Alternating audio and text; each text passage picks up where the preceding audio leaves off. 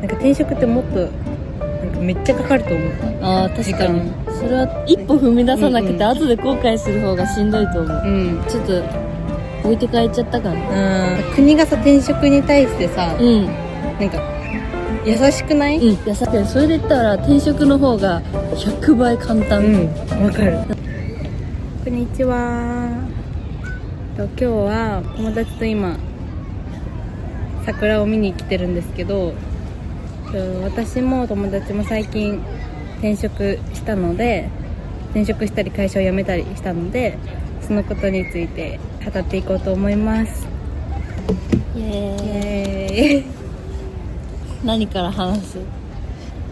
会社辞めてからどんぐらい空いた？期間的に2ヶ月ぐらいで決まったかな。でもさ、辞めた時さ全然面接とかしてなかったの？あ、そうね、辞めて全然全くしてなかった。探してるぐらい。そう、探して履歴書とか作りながらもう丸1ヶ月ずっと遊んで、1ヶ月本気で受けまくってって感じかな。めっちゃ早かった。私の場合は退職したいっていう前に、もう見つけてたから。あ、そうだね、でもそれも言ってなんかガチで探し始めて、1ヶ月ぐらいでもう合否っていうか、来てくださいって決まったから、なんか転職ってもっとなんかめっちゃかかると思った。確かにそれは確かに。なんかさ、就職の時がさ、結構大変だったじゃん。めっちゃ大変だった。でも確かにそれで言ったら転職の方が100倍簡単。わかる。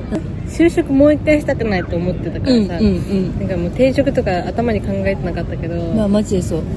なんか思ってるより、なんかあそこまでなんかちゃんとしてなくていいっていうか、なんてガチガチに言葉を固めなくていい感じ。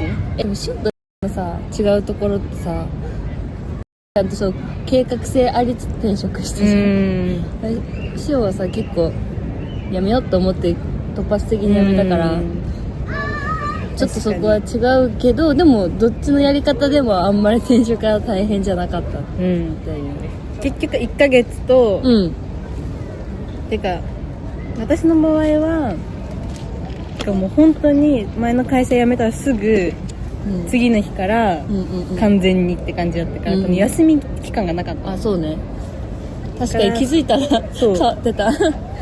それでもいい人はそのやり方でもいいけど、なんか逆にもっと余裕持ちたいってなったら、なんか別にいいかもしれない。退職前に次の会社決めなくても、全然大丈夫だ。でもなんか特殊じゃん。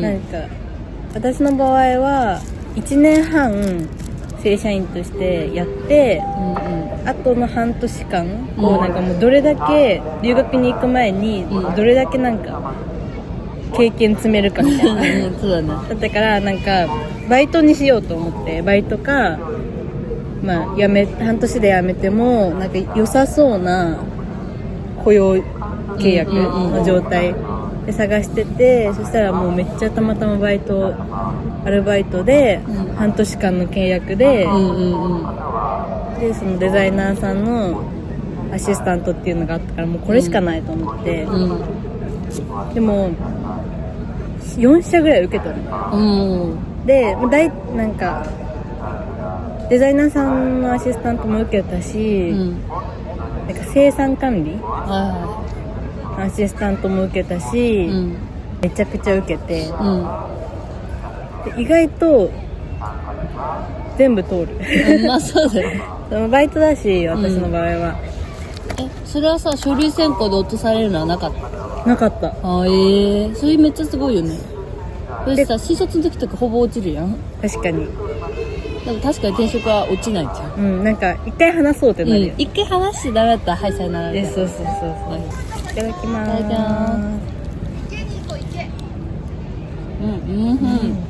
急に食べ始める。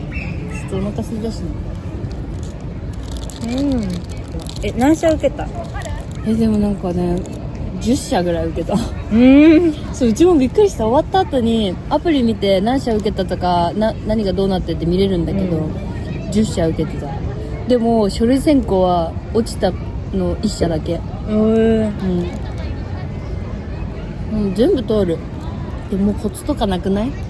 もう相性というか、結局面接で一番楽しく喋れた会社に入ってる。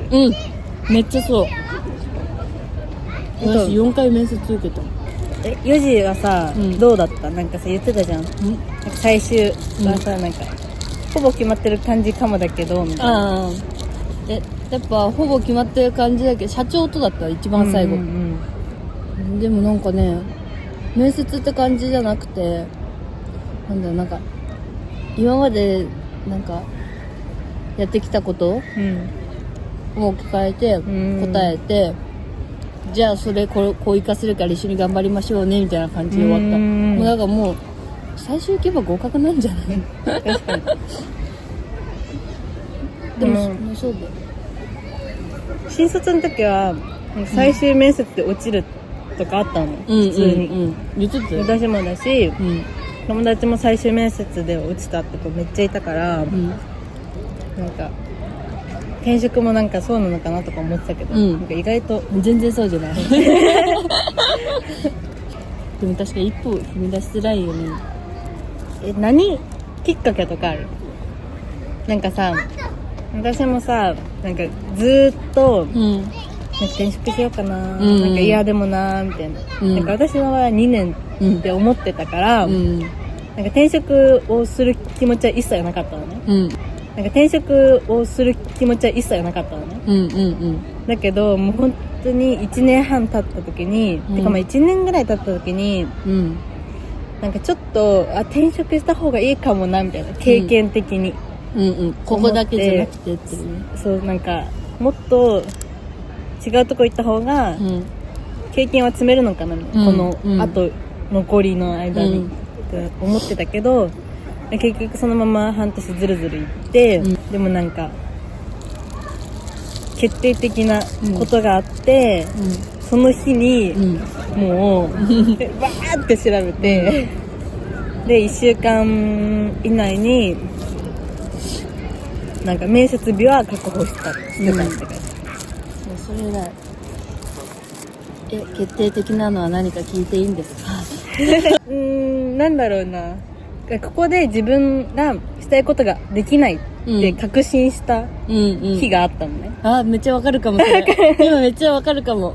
なんか前までは、できるかなできないかなみたいな、自分がやりたいことは明確だけど、なんかその不安定というかさ、できないかもしれないみたいな、でも運良ければできるかもしれないみたいな、ずーっとそれで続いてたけど、ある日でもできないわって思った日に、行動した。偉い。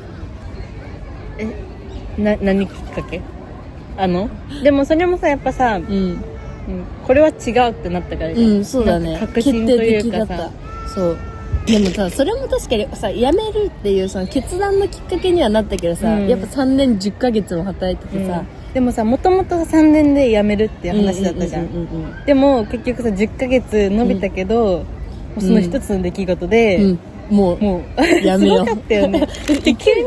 急に LINE 来て、なんか辞めることにしたら、今日退職届出すって言われて、なんかびっくりした。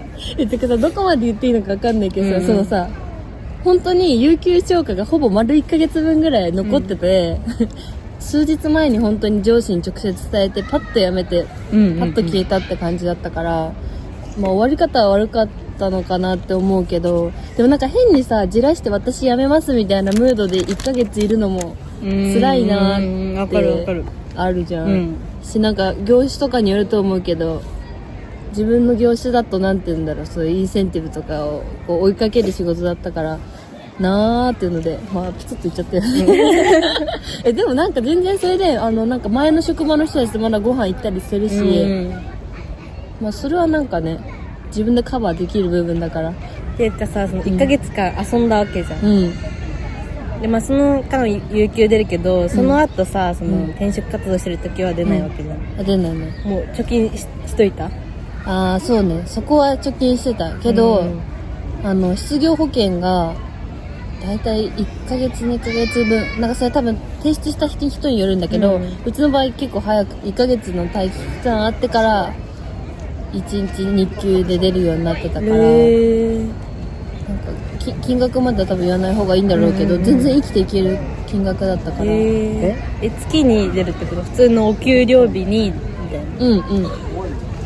し、なんか今再就職手当って言って、3分の2だっけ、なんかその早く就職が決まると、そのなんていうの、なんか早く就職決まってよかったねみたいなお金がまた別で出るの、すごい。だから、まあ逆に言ったらプラスかもしれない。でも自分の給料とかよりかは100上回らないけど、その本当はゼロのはず、0円なところがなんか補助金みたいなのが出るから、確かにそのお金で遊べるじゃん、だって。